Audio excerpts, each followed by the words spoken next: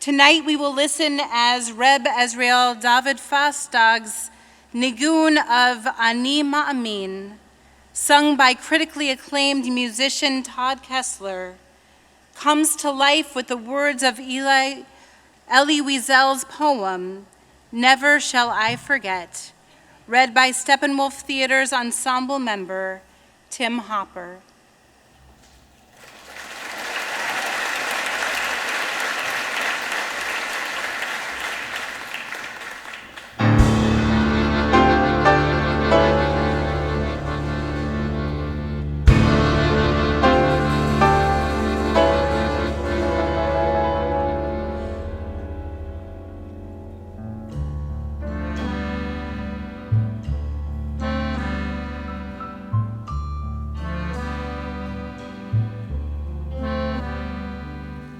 Ani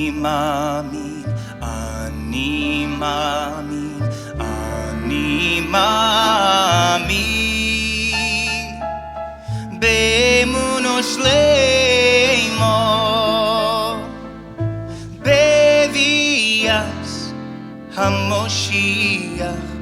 בביאס המושיח אני מאמין,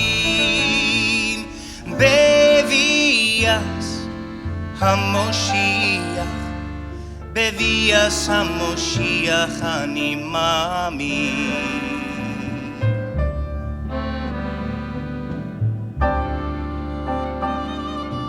אני מאמין, אני מאמין, אני מאמין,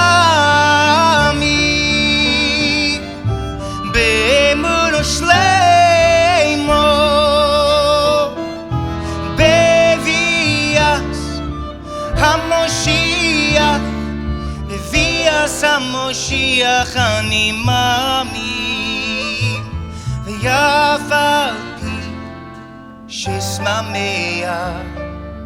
עם כל זה אני מאמין, ואף על פי ששמח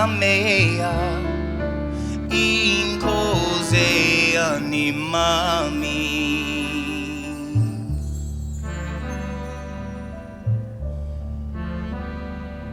Never shall I forget that night, the first night in camp that turned my life into one long night, 7 times sealed.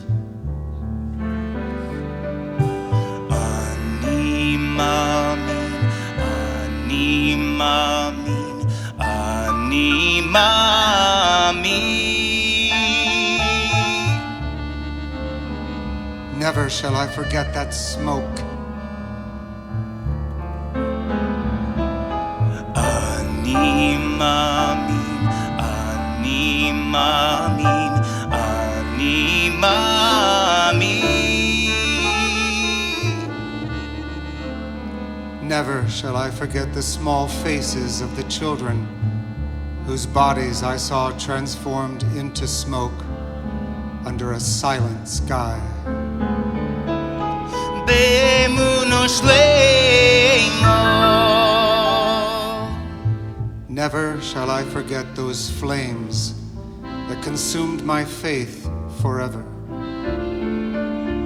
באמונו שלמה. Never shall I forget the nocturnal silence that deprived me for all eternity of the desire to live. בביאס המושיח, בביאס המושיח אני מאמין. Never shall I forget those moments that murdered my God and my soul and turned my dreams to ashes. באמונו שלמה.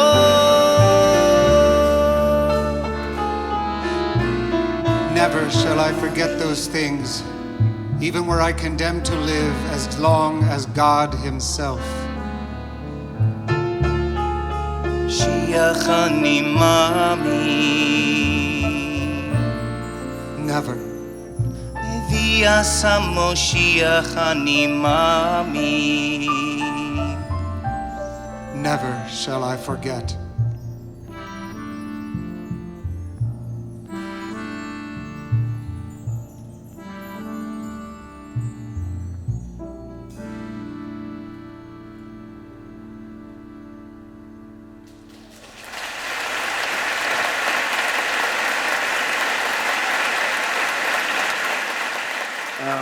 We want to thank all the performers, all the presenters, and we want to thank you for being here. Doesn't mean the show is over. You probably saw in the lobby this piece of art created by Blythe Mendelson. Amazing. We invite you to take out your glass tokens. By the way, Blythe made 1,800 of these. 1,800 of them. The small sculptures in each of our hands are held together in two distinct ways. Glue that holds the Jewish community together, and twine that ties all of humanity into one world. Many of the sculptures also contain the name of one of the countless synagogues that were destroyed 85 years ago on Kristallnacht.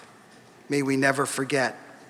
The art piece is partly finished, but in order to complete it, we need all of us, our community in this room.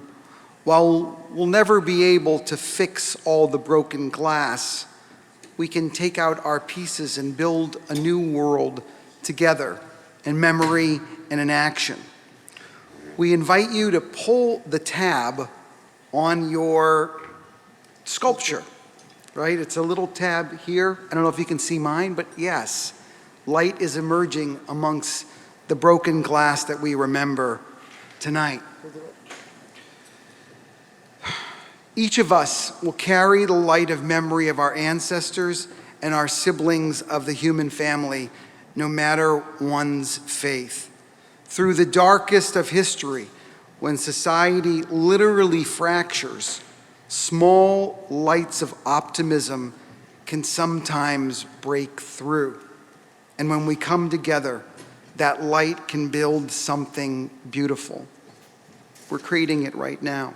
Please welcome the Consul General of Germany in Chicago, Michael Arends. I am truly pleased to be here with you tonight. Our last story comes to us from a promise made in the German concentration camp Sachsenhausen.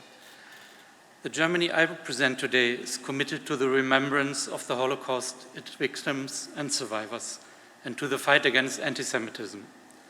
I am grateful and humbled for the many acts of reconciliation and that I, as German representative, can be part of this evening of remembrance. Together we are here.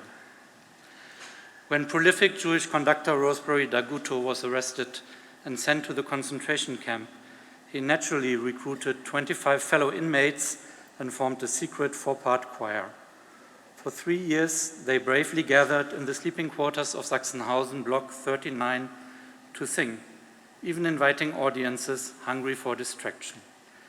One such audience member was Aleksander Kuliszewicz, a young Polish political prisoner who wrote his own songs in the camp. Having grown up in a segregated society, Alex had spent little time face-to-face with Jewish people and was, in fact, part of a far-right anti-Semitic group at university. But when he denounced the cause and published his opposition to Hitler in a local newspaper, he was arrested and sent to Sachsenhausen. One afternoon there, Rosemary saw that Alex had been swindled out of a ration of food and stood up to the thief. Rosemary took a beating, but the two became friends. When Hitler ordered that all Jews still in the Greater German Reich be moved to ghettos, concentration camps, shooting sites, and killing centers in the East, Rosemary arranged a folk song called 10 Brüder, 10 Brothers, into a requiem about being sent to the gas chambers. At one of their forbidden meetings, Rosemary squeezed Alex's hand and made him promise that as a non-Jew, should he survive, he would sing the requiem all around the world so that they would remember. Alex kept that promise and went on to create the single largest collection of music from the Nazi camps. We are thrilled to share that Alexander's son Marek and granddaughter Alice are in the audience tonight.